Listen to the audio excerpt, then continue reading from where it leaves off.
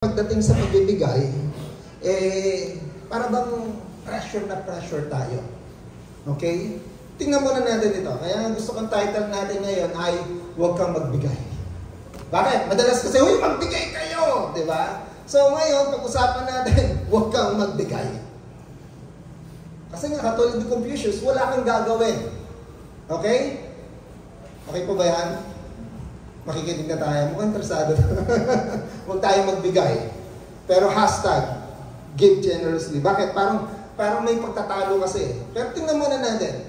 Sa panahon ngayon, sabi nga, ang daming issue pagdating sa pagbibigay. Actually, alam nyo ito sa church po na ito, ay hindi po natin pinupwersang magbigay ang mga bisita natin. Kung kayo po'y bisita, hindi po namin kayo pinipilit magbigay. Okay? Hindi po mandatory po ito pagdating sa ganyang bagay. Pero kung kayo pamilya ng Panginoon, gawin nyo yung nararapat. Okay? Dahil ang dami ngayong mga issue pagdating sa ganyan. 10% pa, 100%? O ano ba yung dapat ibigay? Diba? Ang daming pagdating sa patungkol sa pagbibigay. Pero pasinin po natin to. May mga bagay sa Bible na sinabi mo huwag kang magbigay. Una, eto. Huwag kang magbigay sa tamad. Ang sabi ng 2 Thessalonians chapter 6 o 3 verse 6 to 10, mga kapatid, inuutos namin sa inyo sa pangalan ng Panginoon Kristo. Layuan nyo ang sino mang kapatid na simulan nyo ng layuan. At ayaw sumunod sa mga turo na ibinibigay namin sa inyo. Alam naman ninyo na dapat ninyong tularan ang aming ginawa. Hindi kami naging tamad nang kami kasama ninyo. Verse 8, hindi kami nakikain kanino man nang walang bayad. Nagtrabaho kami araw-gabi upang hindi makabigat kanino man sa inyo. Ginawa namin ito hindi dahil sa wala kaming karapatan sa inyong tulong, kundi upang kayo bigyan ng halimbawa na dapat tularan. Bagamat sabi ni Pablo sa mga taga-Thessalonica, meron kaming karapatan. Pero gusto namin maging halimbawa. Okay? Kaya sila gumagawa. Verse 10, ano pa sabi? Nang kami kasama pa ninyo, ito ang itinuturo namin sa inyo. Ang ayaw magtrabaho ay hindi dapat kumain. Doon sa ESV version, verse 10, for even when we were with you, we would give you this command. If anyone who is not willing to work, let him not eat. Manalangin muna po tayo. Ay lumapit sa Panginoon naming Ama. Maraming po salamat sa oras na ito. Alam ko po na mayroon kang nais ituro sa amin.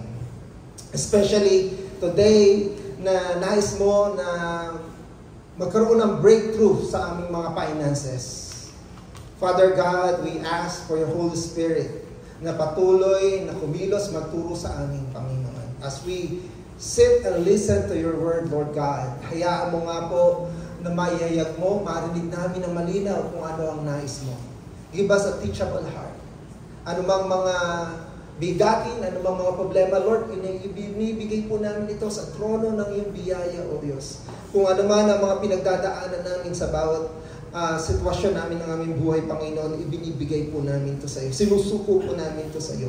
Humingi po kami ng iyong pagsama, pagtulong, ng tugon, ng kasagutan dito sa mga sitwasyon na ito, Panginoon. Hayaan mo po, habang kami nakaupo ngayon, Panginoon, magbigay ka ng sagot.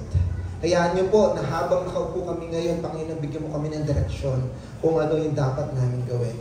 Naniniwala po kami na ang salita mo ay makapangyarihan. Naniniwala po kami na ang salita mo ay para sa lahat. At naniniwala kami na bubusugin mo kami ngayong umaga, Panginoon. Patuloy kang maghari at manguna.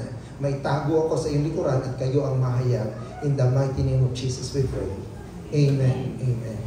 So, pasanin po natin yung inuutos ng Panginoon na ang katamaran ay isang malaking issue kung bakit naghihirap ang tao. Tama, mali? Diba? Na ang daming mga bagay na binigay na sa atin ng Panginoon, abilidad, kakayanan, wisdom. Sabi nga, God given us ability to produce wealth. Pero kung hindi mo to gagawin o gagamitin, Katulad nga nung ating pinag-aralan last time doon sa 3 alipin, tinago, di ba? Na imbes na ma-enjoy, imbes na mag-multiply, ano nangyari? Nanatiling ganun. Na si Apostol Pablo ay hindi lamang siya ganun. Kung hindi mismo siya, sabi nga nagbigay siya ng halimbawa. Pansinin niyo po, sa Book of Acts, chapter 18, ay nagbigay siya, pinakita rito kung sino si Paul. Sabi rito sa chapter 18 verse 1, pagkatapos umalis ni Pablo sa Atenas at nagpunta sa Corinto, nakilala niya roon si Aquila, isang Hudyong taga-Ponto. Kararating pa lamang nito mula sa Italia kasama ang kanyang asawang si Priscilla. Umalis sila roon sapagkat pinalayas ng Emperador Claudio ang lahat ng Hudyo sa Roma. Nakipagkita sa kanila si Pablo at dahil sila'y manggagawa ng tolda, tulad niya, tent maker po si Paul. So, ay nakatira sa kanila. Sila'y nagtrabaho kasama nila. At tuwing araw ng pamamahinga, si Pablo ay nakikipagpaliwanagan sa mga sinagoga at sinisikap niyang mahikayat sa pananampalataya ang lahat, maging Hudyo o Grego. Na si Paul bilang missionary, bilang apostol, hindi siya naging pabigat. Kung saan man lugar siya magpunta, ang kanyang ginagawa ay nagtitinda po siya ng tent. Okay? Na maging si Priscilla at Aquila, kaya niya nakilala itong mga businessmen and women, dahil di sa pagtitinda. Alam niyo po, hindi po inaalis ng Diyos kung anong profession meron ka. Kung gusto mong maglingkod, sabi nga maglingkod ka sa Panginoon kahit saan ka naroroon. Amen. Na binigyan tayo ng kakayanan ng Panginoon na dapat gamitin. Kaya nga sabi niya, huwag mong pakiinin ang tamad. Lalo po sa panahon ngayon, ang dami pong mga scammer. Ang daming tamad na gusto kumita nang walang kahirap-hirap. Diba? Kaya pansinin po natin, huwag kang magbigay, baka scam yan. Diba? Marami ngayon ito. Si CEO Bernard Evers. Nung chinek ko, ang pinakasikat o dakila, top 10, hindi ko ibibigay lahat, 2 lang, na scammer sa buong mundo, ito po yung unang lumabas. Yung CEO ng si Bernard Evers. Imagine, naka-proud siya, nakakuha siya ng $11 billion na meron siyang maliit doon sa anong lugar ito? Mississippi, na telephone company. Ginawa niya itong isa sa pinakasikat na pangalawa, okay, na international, lalo po ng panahon noon, di ba, na hindi tayo umaasa sa internet, kailangan natin ng landline, okay, so isa po siya doon sa mga humihingi ng mga investor at naka-acquire siya ng 11 billion. Bakit? Kasi sabi niya, kailangan ng 3.8 billion araw-araw doon sa expenses. Dahil sa laki ng demand, marami din ang gustong maging bahagi. Okay? At dahil dito ay naka-acquire siya ng maraming pera. Yung pangalawa po rito, hindi pa natatapos. Alam niyo nasaan? Nasa kaso pa rin ako. Yung blood control. Hindi pa ko i-edit daw nila ito next year. Ano? Pero ito nakakatawa. Bakit? Kasi alam niyo yung Eiffel Tower? Sa Paris, yes. Ang Eiffel Tower pala ay naibenta. Okay. Sa mga taong madaling gustong kumita, at the same time, akala nila totoo. Kaysa daw sa ipalinis o ipaayos itong Eiffel Tower, gagawin na lang reta-retaso. So, mas mahal pa daw gumastos. Mas magastos pa daw yung pag-aayos kaysa sa ibenta na lang. Kaya ang nangyari, itong si Victor Lustig, nakapagbenta ng Eiffel Tower. Ang nakakatuwa po nito, after a week daw, nakapagbenta pa ulit. Ang galing, 2 beses na nagbenta. Pansinin po natin, na ang hirap-hirap kumita pagkatapos mapupunta lamang sa wala. Sino po rito nakaranas ng may scam? Huwag maiyang magtaas ng kamay. Okay, tingnan po natin ang iba't ibang klase ng scam bago tayo magpatuloy. Okay, ang unang scam, ito daw yung phishing. Phishing. Ano po yung phishing? Ito daw po yung kinukuha yung mga important. Kaya po, ingat po tayo sa pagbibigay ng mga pangalan, address, telephone number, birthday, ayan, yung mga ganyan. Okay? Hindi nyo napapansin, lalo na yung mga naglalakad-lakad sa paligid dyan. Okay? Sa mga sa computer especially, na kapag libre, di ba? Libre yung mga games, libre yung pero sasabihin nila sa'yo, kailangan namin mag-access. Okay? Sa inyong account, nakukuha po nila yung name nyo. At sasabihin sa kanyo, ay, naku po, nanalo po kayo. Ayan. Ng 100,000 pesos. Okay? Kaya, akala nyo na tuloy, totoo.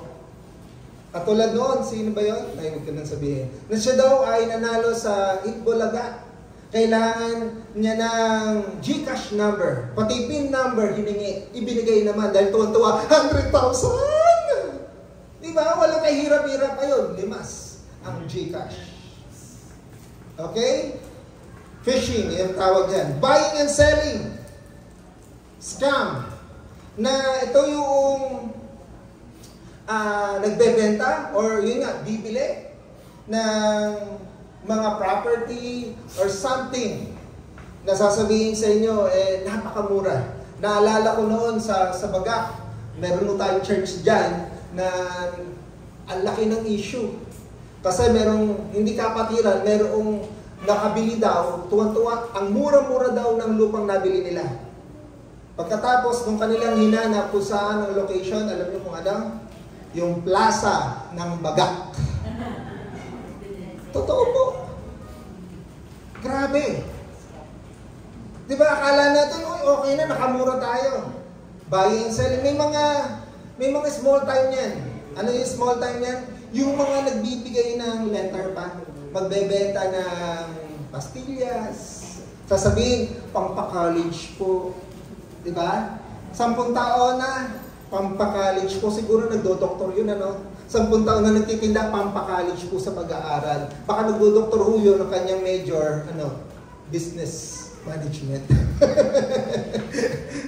Diba? Na dinadaan sa sasabihin may pag-aaral or may pangangailangan para mag-scam. Ito pa, fake charities. Kailan lang nakatanggap po ako may sakit. Talagang critical ang sitwasyon ng buhay. Tinext ako, tandaan niyo po yung mga taong bihirang mag-text sa inyo, tapos biglang nag-text. Tapos sasabihin, Pastor, baka po pwede makihiram. Kahit tubuan nyo na yung mga ganun pa, kahit 20%. Ikaw naman, nag-aaral ka. Nakatulong ka na, may kita ka pa, di ba? Ang dapat doon tawagan mo mismo. Or, kausapin yung kamag-anak noon, anak noon, pamilya noon na, totoo ba? Ganito, na-aksidente? Diba? Kasi concern ka eh. Huwag ka kagad magbibigay. Ang daming ganyan. Sa hirap ng buhay, lahat gagawin. Mga donation. Diba? Charities. Mga fake. Ano pa po? Job and employment scam. Dadaling kita sa ibang bansa, meron mo kaming promo. Diba? 90% off. Uy, yung placement fee, kalahati na lang. Uy, di ba, tuwan-tuwa ka naman dahil pangarap mo makapunta ng ibang bansa, tapos napakamura. Na ikaw, ito na lang ang pera mo, pagkatapos mapupunta lang sa wala. Ito pa, investment scam. Dito, marami dito, yung puhunan na ibibigay sa inyo. Ano yung mga gold pyramiding, mga natawag doon na mga investment na sasabihin sa inyo 30%, ang binigay mong 100 magiging 130. Ang nakakalungkot, may mga churches na dahil nga imbis na syempre nakakaawa, di ba, yung mga churches, alam niyo yung mga pastor, isasama pa yung pondo ng church. Meron akong kagrupo na ganyan. Dahil nga, una nagbigay, di ba? Yung 100,000, magkikita ka ng 30,000 in a month. Ang laki nun, ang laki nun magagawa nun, di ba? Pagkatapos, pinadama lang sila ng 5 months, 6 months. Wala na. Investment. Pag it's too good to be true, excuse me, mag-alala na po tayo. Huwag kayo agad-agad magbibigay. Ayan, threats. Diba? Na sasabihin sa inyo, meron akong ibubunyag kung hindi ka magbibigay.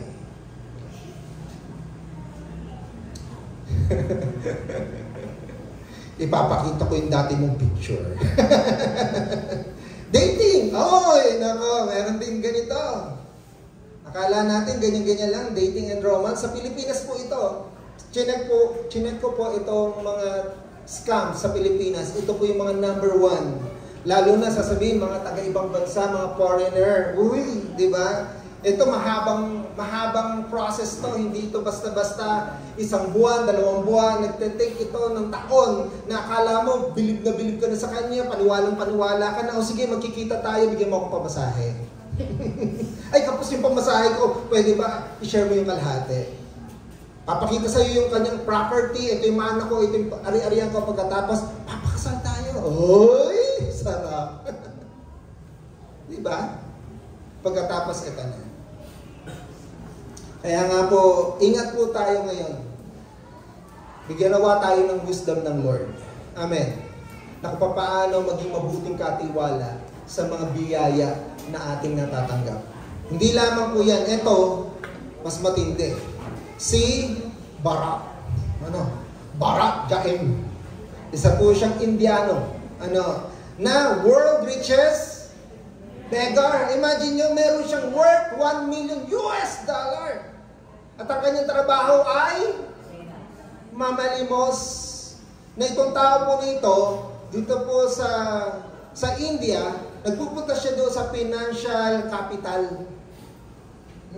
Galing nga niya, doon mapera eh. Alam niyo, sa isang araw, kumikita po siya ng 2,500 rupees or $30 per day. Kaya sa isang buwan, meron siyang $913. Alam niyo na. Para bang, wow! Itong mga tao na ito, napakatamad, pero ganito ang nangyayari sa kanilang buhay. Pero sabi ko nga, hindi ko sinasabi huwag po tayo magbigay sa mga pulubi. Pero tingnan po natin yung kanilang kalalagayan. Meron mo dito, di ba? Madalas dito eh. Sinasabi, 4 months na buntis. Okay? After 9 months, dumating ulit. Sabi niya, Pastor, ito pong anak ko na-rape. Buntis po siya. Ha? Teka, buntis na naman? Hindi mo, buntis pa rin po siya. 4 months saka 9 months pagkatapos, buntis pa rin. Diba? Lalo na yung malalaki pa yung katawan kaysa sa atin. Okay, huwag po tayo magbigay. At sabi nga, turuan nyo silang mangisda, huwag nyo silang bigyan ng isda. Kasi, huwag daw bibigyan ng tamad. Lalo silang nagiging tamad. Imagine mo kung ikaw narinig mo yon, para bang magbabago na ako ng career. Hashtag. Change career. $1 million. Kaya di ba yun? Huwag ka lang sa palengke. Babawasan mo pa yung paninda nila di ba? Yung pabibili nila, huwag na. Doon nga pala sa capital. Doon kung saan may pera, barya-barya lang nila yun. Tinuruan ko pa. Ayun, simula tayo doon. Dahil ang sabi ng Biblia, huwag daw pakainin ang tamad. Ay, inuutusan tayo ng Panginoon na sa tingin ko maganda rin ito. Especially sa ating mga magulang na maging house-rule. Amen? Diba? Sabi daw, huwag pakainin ang tamad. Yung ayaw magtrabaho, huwag pakainin. Nanay. Alam niyo, nagsisimula ang katamaran sa bahay. Wala po yan nagsimula kung kailan sila nagtatrabaho. Amen. Na nasa bahay pa lang, dapat meron na kayong house rule. Gawin yung house rule po ito. If anyone is not willing to work, let him not do it. Kaya maganda, kahit yung simple lang, bata pa lang, turuan niyo na po sila, okay, may mga gawaing bahay. Pero nakakalungkot, may mga super mommies na sasabihin, uy, itong anak ko na ito, matalino to eh. Walang gagawin ito kundi mag-aral. Huwag kang maghuhugas ng plato, mag-aral ka na lang.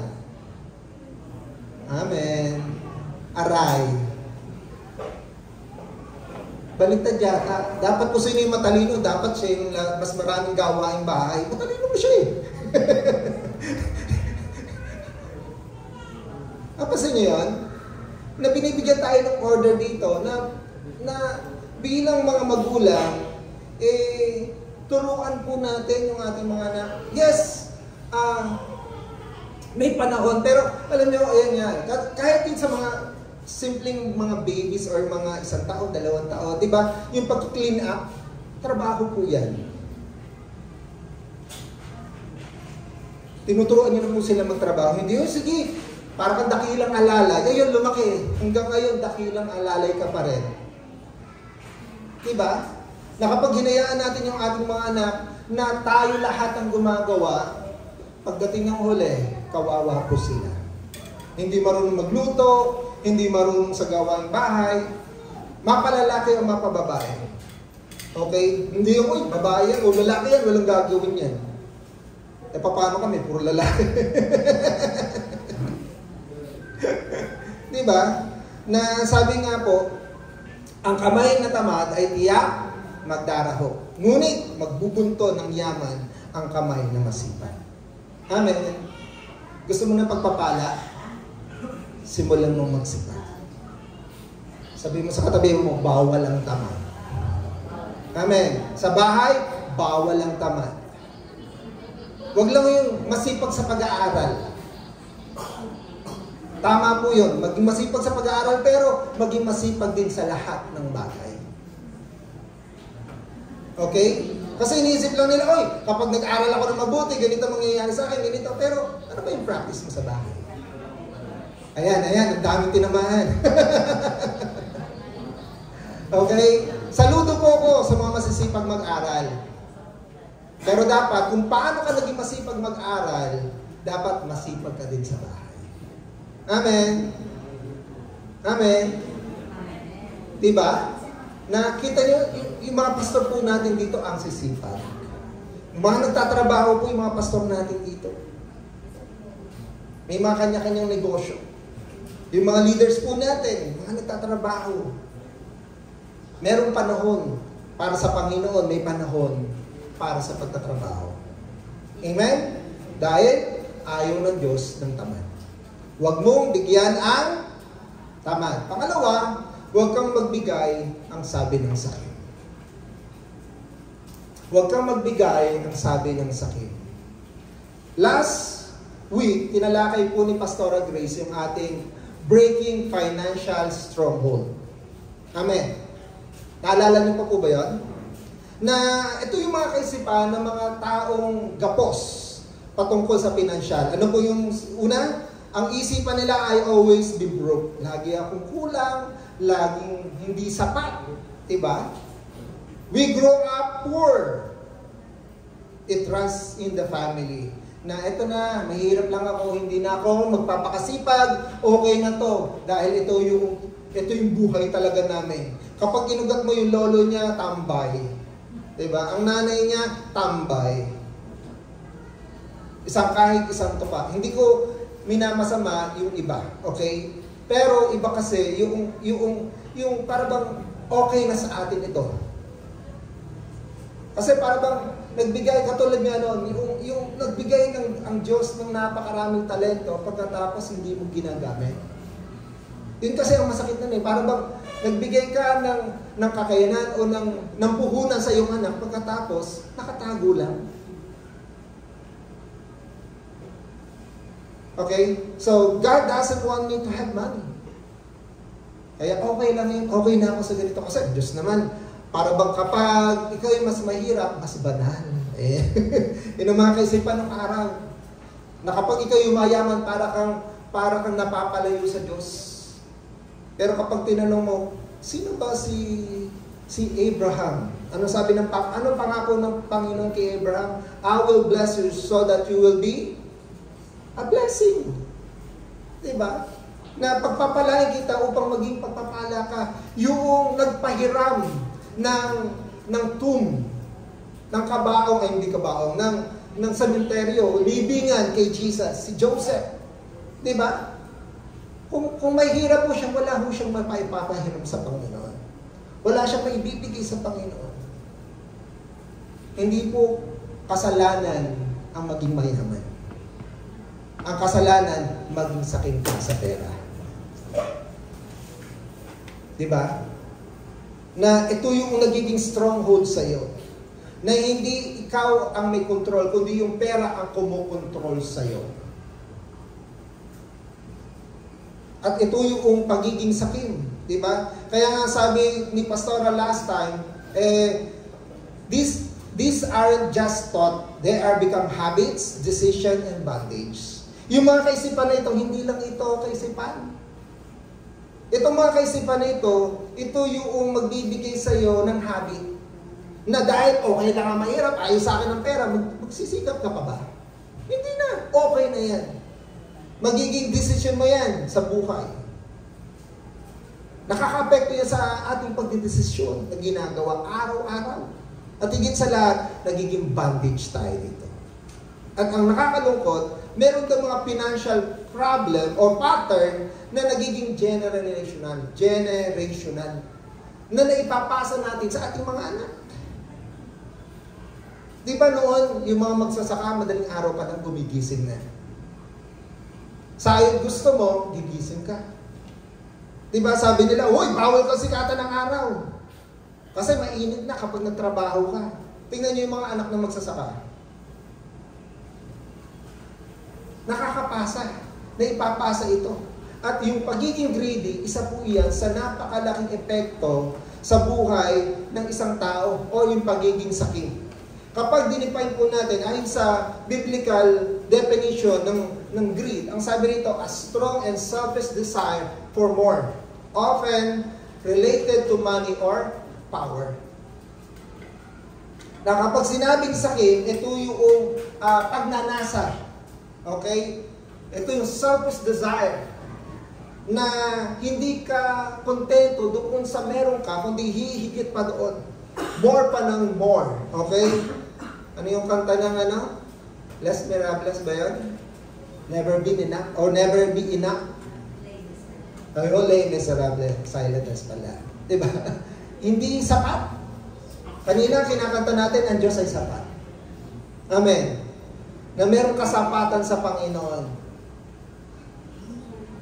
Na sabi ng Panginoon sa Luke chapter 12, verse 15, at sinabi nila sa kanila lahat, mag-ingat kayo sa lahat ng uri ng kasakiman, sapagkat ang buhay ng tao ay wala sa dami ng kanyang kayamanan. Imagine, nagbabala si Jesus patungkol sa bagay na ito. Na iwasan, mag-ingat. Ang nakakalungkot, alam nyo, ito, kasi parang makikita po natin itong ganitong pag-uugali. Hindi lamang ito yung sabi natin na sa pera o sa yaman. Tingnan nyo, kahit sa pagkain, makikita natin yan. Yung para bang hindi pa ubos yung pagkain, kukuha ka dalawang Coke. Diba? Na para bang mauubusan ka na mauubusan, na magkano lang ang Coke?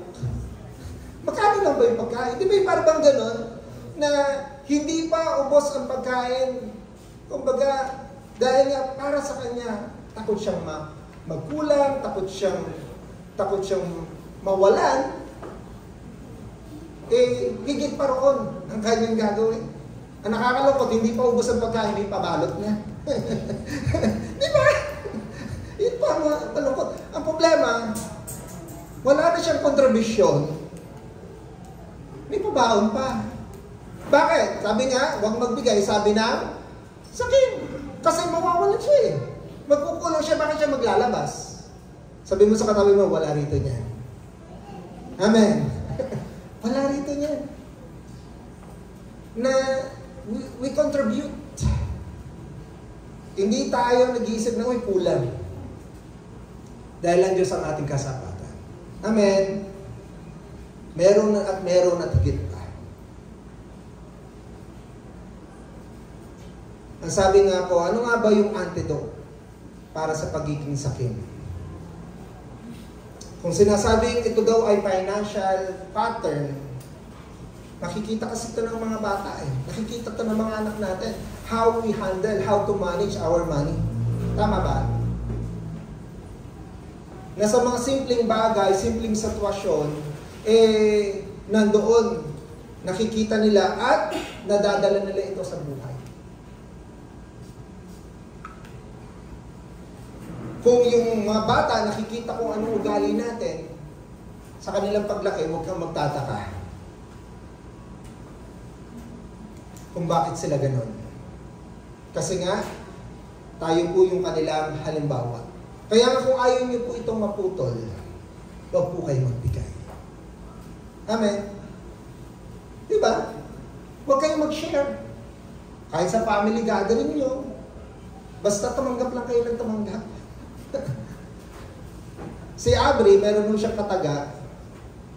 Ang lagi niya sinasabi, pag sinasabi na, oh, magbigay ka, sabi niya, sharing is caring.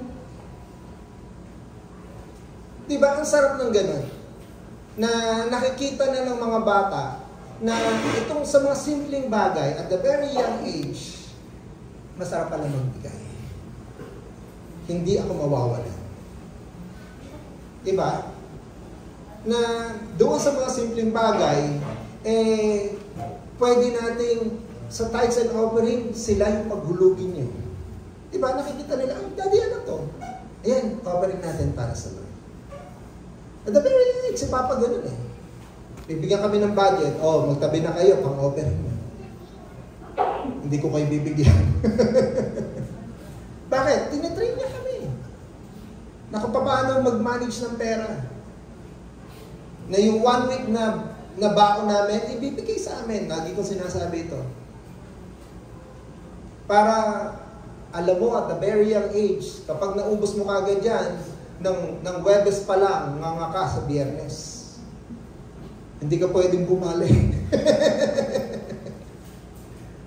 Tapos magbibigay ka pa. Di ba yung parang ganun? Kaya natututo ka na at the very young age kung paano maging mabuting katiwala. So, ano daw yung antidote? Kailangan daw po natin magbigay. Naalala ko si Zacchaeus. Sino po si Zacchaeus? Maniningin ng buwis. Diba? Si Zacchaeus, isa yun sa mga galit ang mga tao kasi humihingi siya ng labis. Bakit? Sakit. Tama? Na gusto niya higit pa roon. Merong kulang, meron siyang hinahanap. Kaya nga nung narinig niya si Jesus, dali-dali siyang sumama doon sa crowd. Pero dahil maliit siya, nung sabi, umakyat siya sa puno. At tingnan nyo ang tindi ng desperation ni Zacchaeus para lamang ma-encounter si Jesus. Diba? Na meron siyang hinahanap, meron siyang kulang, meron siyang talagang desire. Kaya nagtaka yung mga tao, imagine si Jesus, holy, perfect, tapos lalapit at sasabihin, kailangan kong pumunta sa bahay niyo.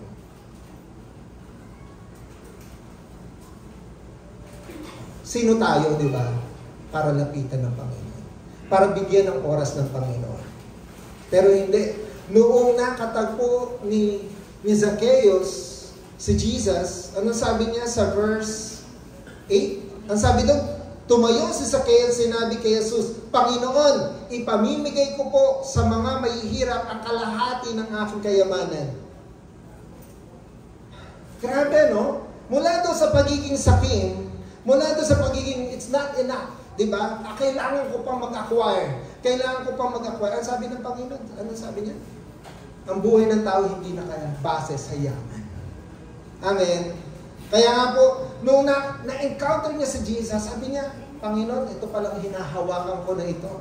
Ito palang yung iniisip kong napakahalaga sa akin. Baliwala pala ito sa iyo.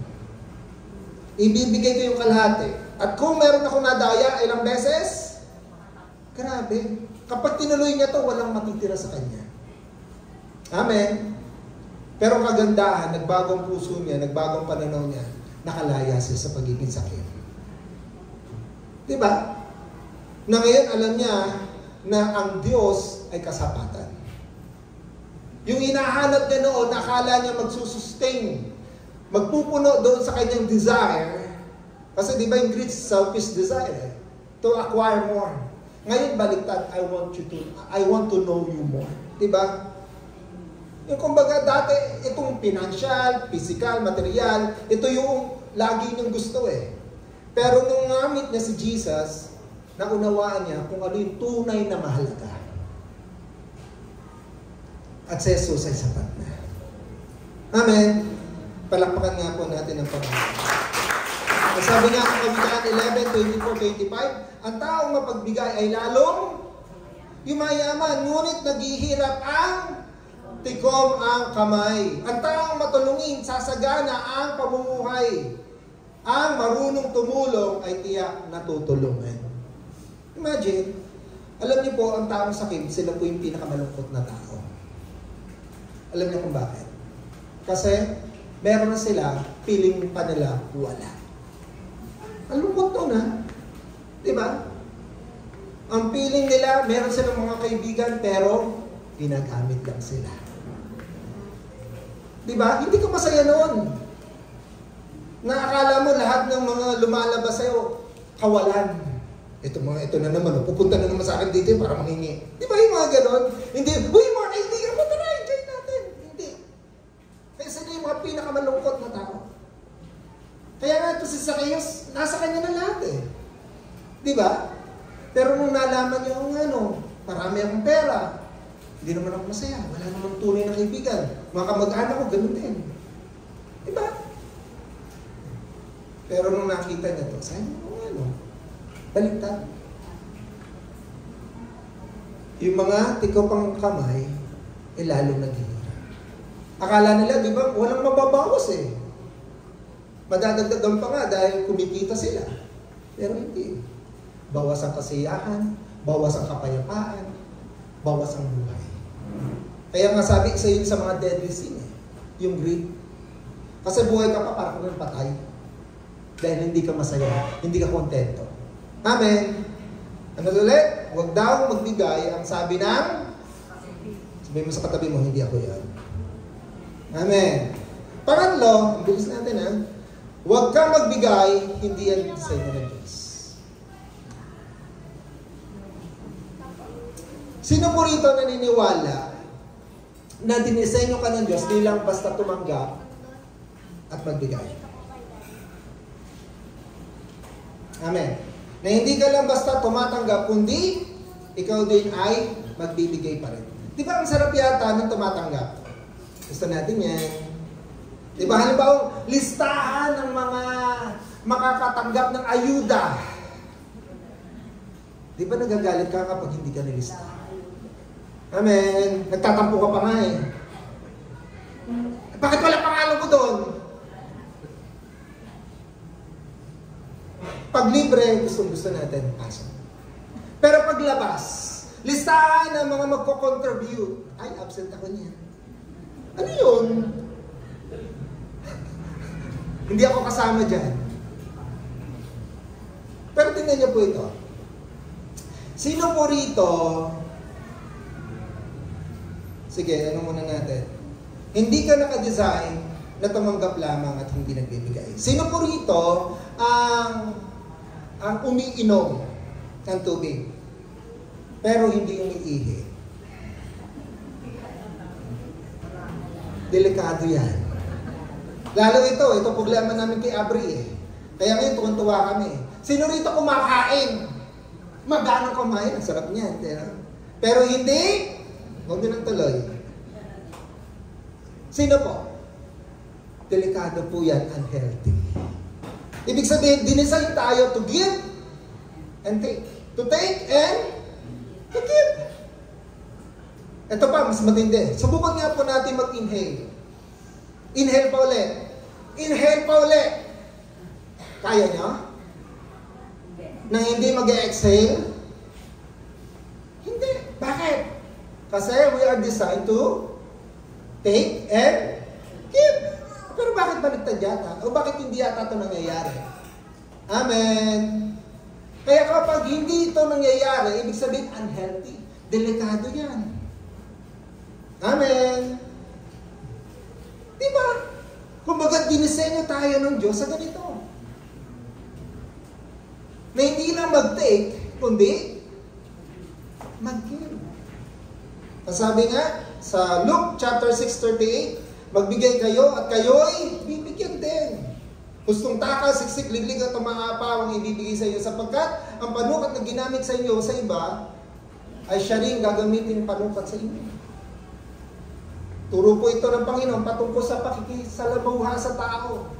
Pagpapatawad, paano makisama, at the same time, blessing. No, kung ano ang iyong binigay, ay tatanggapin natin. Amen. Hindi ka nakadesign na mag-isa. At hindi ka nakadesign na tagatanggap lamang. Na kapag tayo daw ay nagbigay ng sagana, anong mangyayari? Masagana rin tayo makakatanggap. Ang sabi nga po, isa sa mga pinakamatinding pagsubok ng ating pananampalataya ay matatagpuan kung ano ang ginagawa natin sa ating pera. Totoo hindi? Lalo na ngayon, para bang ang lahat ng bagay umiikot sa, di ba? Kasi lahat ngayon may bayad eh. Mainam pa noon eh. Libre tubig, libre hangin, libre bahay, para bang kapag lumabas ka, pwede kang makahuli ng isda, ng talangka, kung ano man. Totoo po yan. Yung iba nakakalungkot, hindi na nila naabutan. Mga baboy ramo, pusa, meron pusa natin. Libre. Pag pumunta ko kayo dyan, sa dagat na yan, mga alimasag, ang dami. Pero ngayon wala. Lahat umiikot na sa balat. Kaya nga naman, tayo, ano ba ang ginagawa natin dito? Sabi nga, hindi ka nagiging generous kapag meron kang higit o sobra. Nagiging mapagbigay ka kapag na-realize mo kung sino ang iyong pinagkukunan. Tama, no? Madalas iniisip natin kasi na, magbibigay lang ako kapag may extra. Diba? Aminin natin o hindi, yun yung pamantayan natin. Pero sabi nga ng Panginoon, it is more blessed to give than to receive. Pero ang problema, nagiging theory lang. Amen. Na, it's more blessed to give than to receive. Pag tinanong, sino gusto rito ma-bless? Amen. Sabi ko na nga ba? Diba? Pag tinanong tayo, sino rito gusto ma-bless? Amen. Pero iba yung pamantayan ng Panginoon. It is more blessed to give than to receive. Na higit pa na pinagpapala yung nagbibigay kaysa sa tumatanggap. Baliktad, kasi nga ito po yung kingdom principle. Sa Panginoon, hindi lang basta na to give eh. Ang sa Kanya, generously. Sabihin nga po natin generously. Diba? Pag nagbigay siya, ito po yung kabaliktaran ng sakim.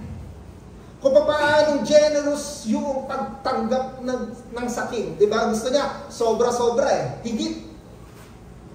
Pero pag sinabing generous giving, ito daw yung higit pa sa iyong kakayanan. Amen.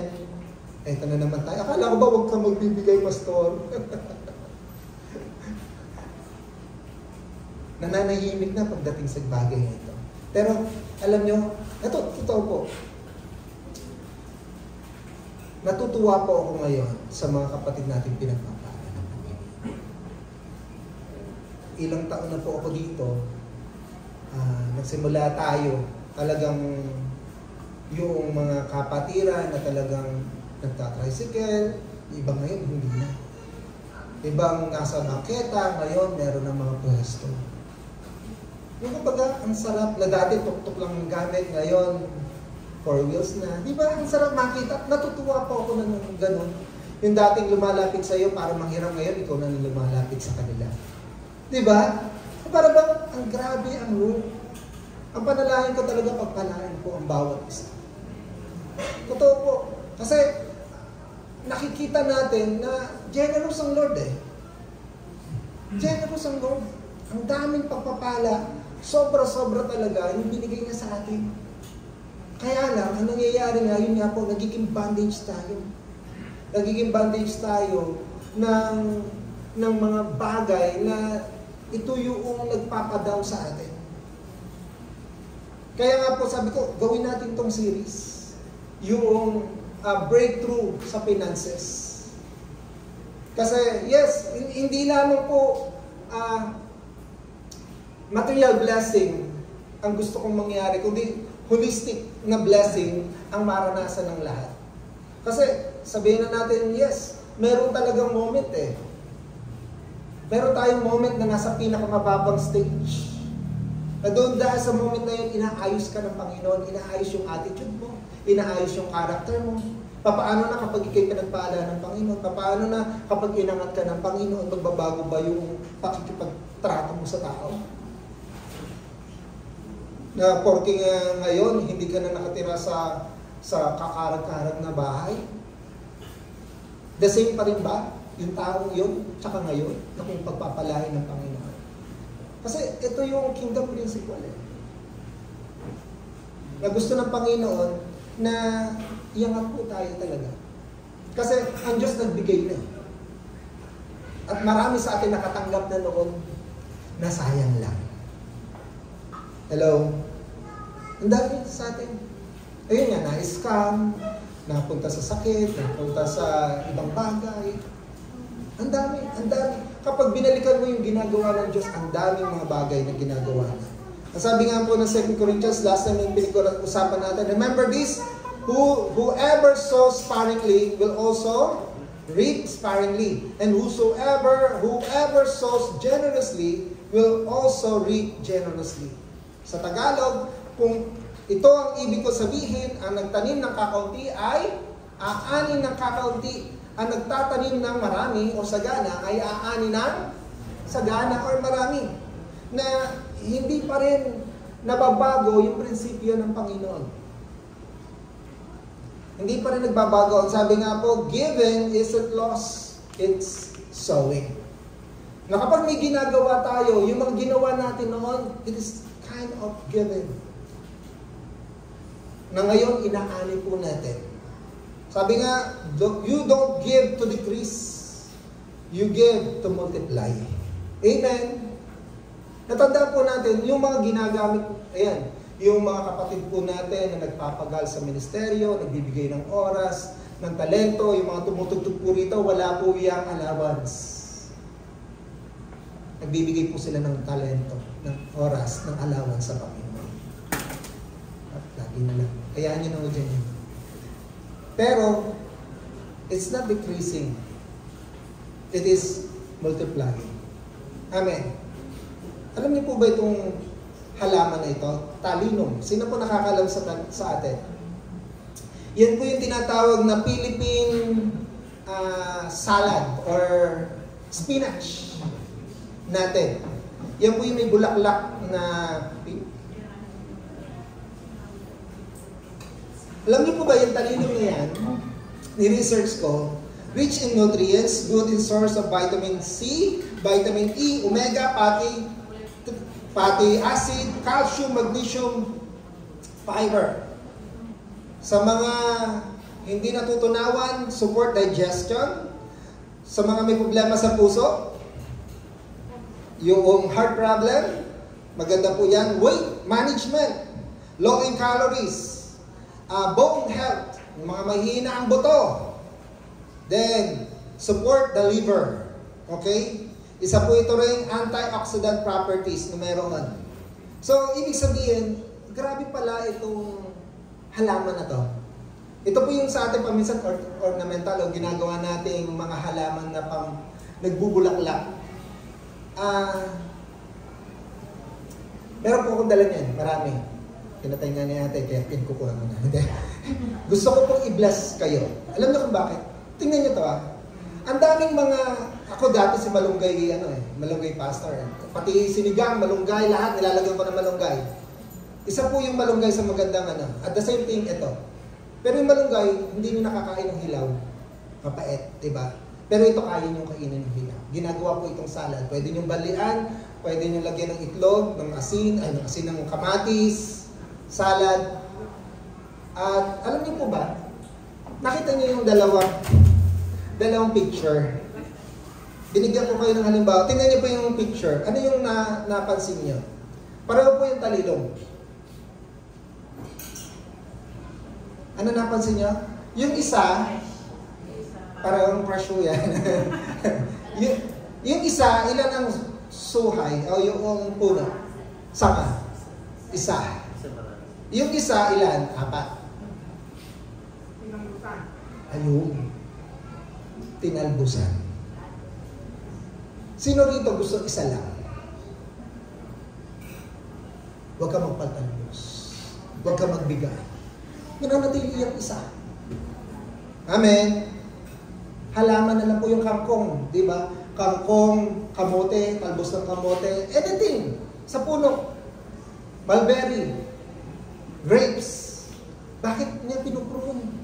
Bakit tinatalbosan? Akala nila, uy, mawawalan yan, magkukulang yan. Diba? Pero ano nangyayari? Nagmumultiply. Amen. Huwag kayo magbigay. Hindi po ito sa pilitan. Kanina nga po, ang topic kanina, every decision na ginagawa natin, nakaka-apekto po sa atin. Okay? Na bawat decision na ginagawa nyo, nakaka-apekto yan. Kaya ang ganda ng topic natin ngayon. Diba? Hindi po mukhang pera ang Diyos. Kanya nga lahat ng bagay. Pero gusto ng Diyos na maranasan nyo yung pagiging ganito sa pagiging ganyan. Amen. Baka ngayon nagtataka ka, bakit hanggang ngayon ito lang? Meron ako. Talento. Bakit hanggang ngayon ganito lang? Kakayanan. Bakit hanggang ngayon ganito lang? Pinapagamit mo ba? Binibigay mo ba? Amen. Kaya nga po sabi, generosity isn't about amount. It's about heart. Kaya nga po si Zacchaeus, nung nabago yung puso niya, hindi siya inutusan ng Lord. Amen. Diba? Hindi sinabi ni Jesus na, hoy, Zacchaeus, magbago ka na. Kamimit mo na sa akin. Hindi. Kasi nagbago yung puso. Yung pusong dating tikom. Yung pusong dating makasarili. Yung puso na dati, dapat ako lang. Ako yung pag nagpunta ako sa church, dapat ma-enjoy ko ito. Pag hindi ako na-bless, uuwi na ako. Hindi na ako babalik. Diba? Pero na-bless mo ba ang Lord? Diba? Nagawa mo ba yung dapat? Generosity isn't about the amount. It's about the heart. Sabi nga po, ang generosity nagsisimula sa puso.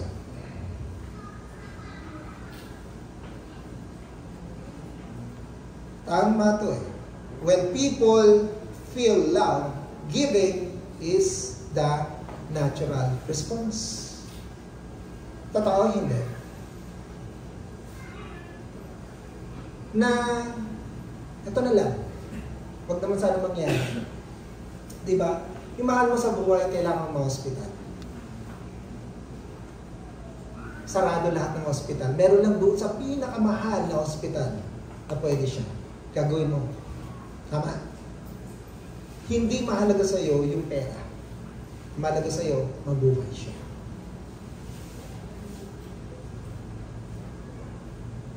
Bakit? Kasi nga, mahal mo siya.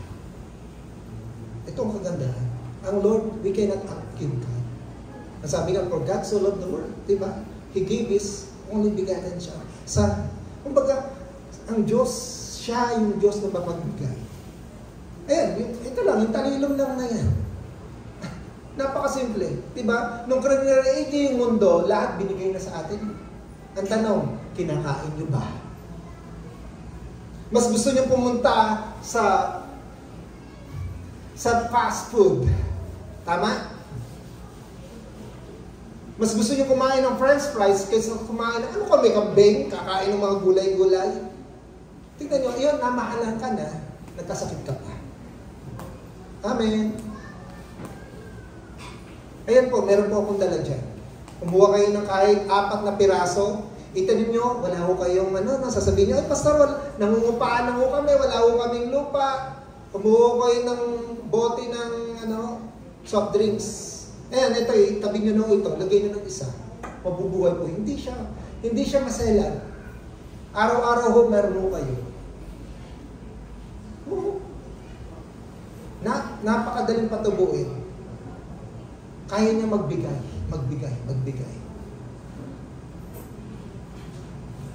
Ito pa mas maganda. Yung isang sanga, huwag niyo hong tanggalan huwag niyo talbusan. Hayaan niyo siyang mamulaklak.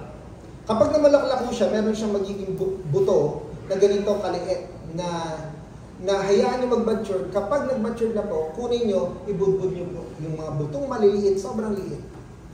Wala pang ilang linggo, tutubo po yun. Hindi, Ganun tayo kamahal ng Diyos. Sa simpleng bagay na yan, binigyan tayo ng mga blessing ng Panginoon na hindi natin ginagamit at gusto natin, para saucy. Diba? Para klasang dating. Pero pagdating sa pangangailangan, ang laki ng utang. Diba? Bakit? Kasi nga, yung mga blessing, dapat sana na-enjoy. Pero akala natin, yun nga, kaya masabi ng Panginoon, hindi yan sa yaman. Ang buhay ng tao, hindi yan sa yaman. Sa kung ano yung possession na meron ka, ang totoo, ang dami mong possession. Hindi mo lang nagagamit ng tama. Hindi mo lang napapahalagahan. Kaya nga po sa Sakeo, nung nagbago yung kanyang pananaw, nagbago yung kanyang puso, sabi niya, Lord, ibibigay ko to sa iyo. Kaya sabi ni Jesus, doon yung in-affirm niya. Sabi niya, and Jesus said to him, today, salvation has come to this house because he too is a son of Abraham.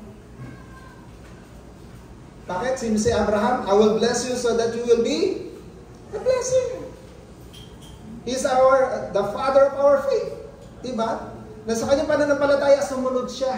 Hindi niya pa nakikita. Matanda na, baog. Kaya niya pang mag-multiply. Sabi mo sa katabi mo, kaya mo pang mag-multiply. Amen. Kasi hindi naman ikaw mag-multiply. Sasamahan ka ng Diyos. Tutulungan ka ng Panginoon. Amen. Meron ka ng resources. Meron ka ng galing. Kaya nga, we give because we love God. And we give because we love others. Amen. Na nagbibigay tayo, hindi dahil kailangan. Hindi para tayo pagpalain. Kasi mahal natin. Nung naramdaman ni Zacchaeus, ang dami kong hinahanap, nandito lang pala. Na kay Jesus lang pala. Akala ko yung hinahanap ko, yung katanyagan, kapag maganda na yung career ko, di ba? Madalas, ang taas mo na sa posisyon mo, pero hindi ka pa rin masaya. Meron ka ng lahat ng bagay, hindi ka pa rin masaya. Alam nyo, kapag wala dyan si Jesus, hindi talaga masusustentuhan ang iyong pangangailangan. Amen? Si Jesus lang ang pwedeng magbigay sa atin ng kakontentuhan. Ang sabi po ni W.S. Plummer, he who is not liberal with what he has does deceive himself when he thinks he would be liberal if he had more. So sabi niya, ang taong maluwag o ang taong hindi maluwag o giver, kung ano meron siya, ay nililing lang lamang ang kanyang sarili kapag iniisip niyang magiging maluwag o giver siya kung magkakaroon siya ng higit. Diba, madalas ganun ang kaisipan natin kulang Bakit ako magbibigay? Sabi niya, ililing lang mo lang ang iyong sarili. Hindi talaga kulang. It is an attitude. Amen? Nasa isipan lang natin. Kapag ni-research nyo si Albert Lexie, isa po siyang taga-paglinis ng sapatos. Okay? Noong 1981, ay nagtrabaho siya sa Children's Hospital sa Pittsburgh. At ang kanyang kinikita ay $5 lang sa kada pair ng sapatos. Pero binibigay niya yung 30% ng kanyang income sa hospital nito sa mga magulang na walang kayang pangbayad sa hospital. Alam niyo po, nag-retire po siya ng 32 years sa trabahong ito. Nagkaroon po ng party para sa despedida party. Alam niyo, ang sabi niya ng mga taong ito, ng kanyang mga katrabaho, na inspired daw sila sa ginawa ni Albert Lexie. Bakit? Kasi sa kanyang pagbibigay ng 30%, alam niyo kung magkano ang kanyang naibigay sa hospital na natulungan niya? Is $200,000. Ano yun? 30% ng $5? Hirap yata. 3 times 3. Ay, 3 times 5, 15. 15 cents. Diba? Para bang, what is 15 cents? Napakaliit. O, $1.50, 1.5, o $1.5. Napakaliit. Diba? Parang walang bilang. Pero dahil nga patuloy niya itong ginagawa. Alam niyo, nung nag-research ako, ang daming mga billion-billion na nag-donate. Nakaka-impress, pero hindi Mas nakaka-impress yung mga taong nagbigay ng maliit. Pero yun ang kanyang lahat. Amen? Kasi iniisip natin, kulang na nga Ang hirap na ang budgetin itong 1,000, tapos babawasan mo pa. Amen? Pero sabi nga, giving is not about the amount. It is about attitude. God doesn't want your money. He wants your heart. Diba? Hindi kailangan ng word yan. Pero gusto kanyang pagpalain. Amen. Gusto kanyang ahon sa kahirapan. Gusto niyang maranasan mo yung sinasabi niyang buhay na ganap at masaya. Hindi po yan scam. Kahit wag po kayo dito magbigay. Sa Lord kayo magbigay. Diba? Kumbaga, nais ng Panginoon na sabi nga ni Gary Chapman, siya po yung nagsulat ng 5 love language. Ang kanya naman sinulat, love as a way of life. Ano ang sabi rito? We often think of generosity as a decision to donate money to a worthy cause, to buy a meal for someone on the street. Those are indeed generosity. But generosity in the context of authentic love is much more than financial giving. When we love authentically, we have an attitude of generosity in all we do. Diba?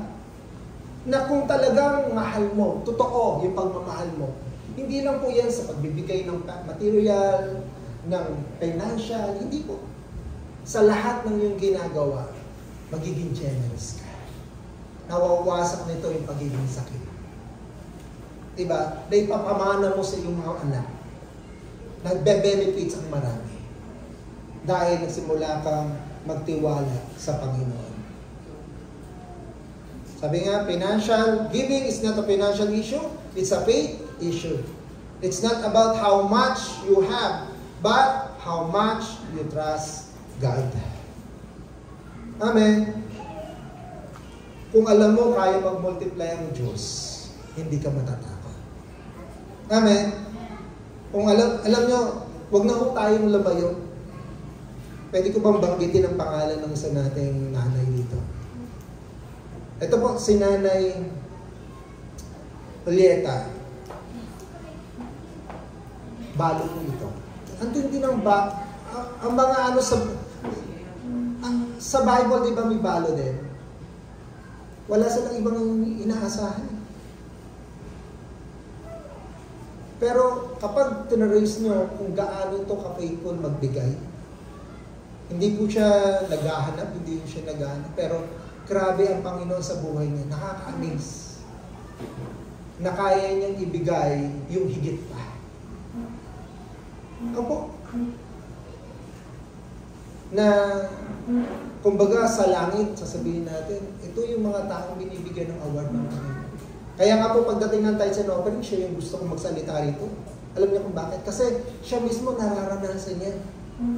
Na imbis na meron mo siyang maintenance, nagda-dialysis po yan. Wala po yan hanap buhay.